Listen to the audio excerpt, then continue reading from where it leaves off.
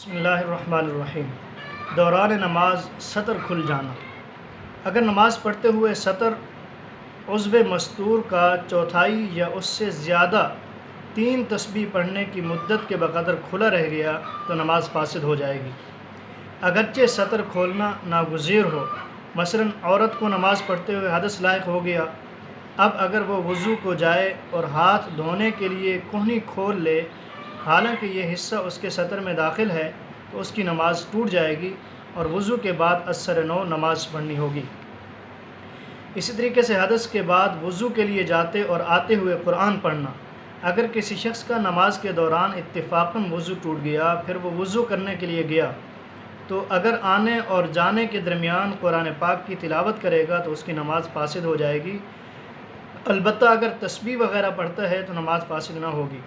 اس لیے کہ قراءت قرآن نماز کا ایک رکن ہے جس کا حالت حدث میں دوران نماز ادا کرنا ممنوع اور مفسد ہے۔ نماز میں وضو ٹوٹنے کے بعد بلا عذر اپنی جگہ ٹھہرے رہنا۔ اگر کسی شخص کا نماز میں وضو ٹوٹ گیا پھر وہ ایک رکن یعنی 3 مرتبہ تسبیح پڑھنے کے بقدر وہیں ٹھہرا رہا تو اس کی نماز ٹوٹ جائے گی۔ ایسی صورت میں فوراً نماز موقوف کر کے وضو کے لیے جانا چاہیے،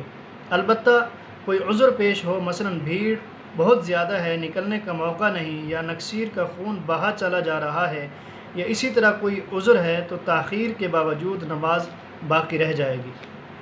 قریب پانی رہتے ہوئے دور جانا۔ اگر دوران نماز حدث لاحق ہو اور قریب میں وضو کا پانی موجود ہے، اب اگر وہ اس پانی کو چھوڑ کر اس سے 2 صف آگے جان بوجھ کر بلا عذر تجاوز کر جائے تو اس کی نماز فاسد ہو جائے گی، البتہ اگر کوئی عذر ہو، مثلا وہ بھول جائے کہ قریب میں پانی ہے، یا جگہ کی تنگی کی وجہ سے پانی کے مقام تک پہنچنا مشکل ہو وغیرہ، تو تجاوز کرنے میں کوئی حرج نہیں ہے۔ اسی طریقے سے حدث کے شک میں مسجد سے یا صفوں سے باہر نکل گیا۔ اگر کوئی شخص نماز پڑھ رہا تھا، نماز کے دوران اسے گمان ہوا کہ غالباً اس کا وضو ٹوٹ گیا ہے، چنانچہ وہ وضو کے لیے چل پڑا تاکہ مسجد سے نکل گیا، یہاں تک کہ وہ مسجد سے نکل گیا اگر مسجد میں نماز پڑھ رہا تھا، یا صفوں سے نکل گیا اگر میدان میں جماعت میں شریک تھا، یا سجدے کے مقام سے تجاوز کر گیا اگر میدان میں تنہا نماز پڑھ رہا تھا، پھر اسے معلوم ہوا کہ اس کا وضو نہیں ٹوٹا تھا تو اس کی نماز فاسد ہو گئی، البتہ اگر مسجد کے اندر رہتے ہوئے یا صفوں کے تجاوز کرنے سے پہلے ہی پتہ چل گیا کہ اس کا وضو قائم ہے تو وہ اپنی مابقیہ نماز پوری کر سکتا ہے، ازسر نو نماز پڑھنے کی ضرورت نہیں ہے۔ بے وضو ہونے کے خیال میں وضو کے لیے چل پڑا۔ نماز شروع کرنے کے بعد خیال ہوا کہ اس نے بلا وضو نماز شروع کی ہے، یا اس کی مسح کی مدت ختم ہو چکی ہے، یا یہ کہ اس کے کپڑے نجس ہیں وغیرہ، پھر وہ وضو کرنے کے ارادے سے اپنی جگہ سے چل پڑا، پھر پتہ چلا کہ اس نے طہارت کی حالت میں نماز شروع کی تھی تو نماز فاسد ہو جائے گی اگرچہ مسجد سے نہ نکلا ہو۔ اسی طریقے سے امام کے علاوہ دوسرے شخص کو لقمہ دینا۔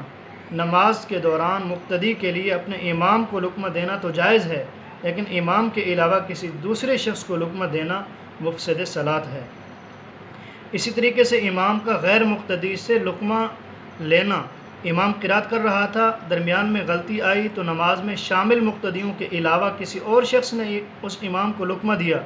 اور امام نے اس لقمے کو قبول کر لیا تو امام اور اس کے مقتدیوں کی نماز فاسد ہو جائے گی۔ نئی نماز شروع کرنے کی نیت سے تکبیر تحریمہ کہنا۔ اگر کوئی شخص نماز پڑھ رہا تھا، پھر اس نے ارادہ کیا کہ اس نماز کو چھوڑ کر دوسری نماز شروع کرے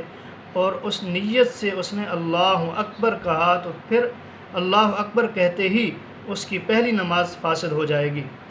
دوران نماز قرآن پاک دیکھ کر پڑھنا۔ اگر کوئی شخص نماز کے دوران قرآن کریم ہاتھ میں لے کر دیکھ کر قرات کرے تو اس کی نماز فاسد ہو جائے گی، اس لیے کہ یہ عمل کثیر ہے، اور دوسرے یہ کہ اس میں نماز کے اندر خارجی چیز سے تعلم کی صورت پیش آتی ہے جو ممنوع ہے۔ اللہ تعالی عمل کرنے کی توفیق نصیب کرے۔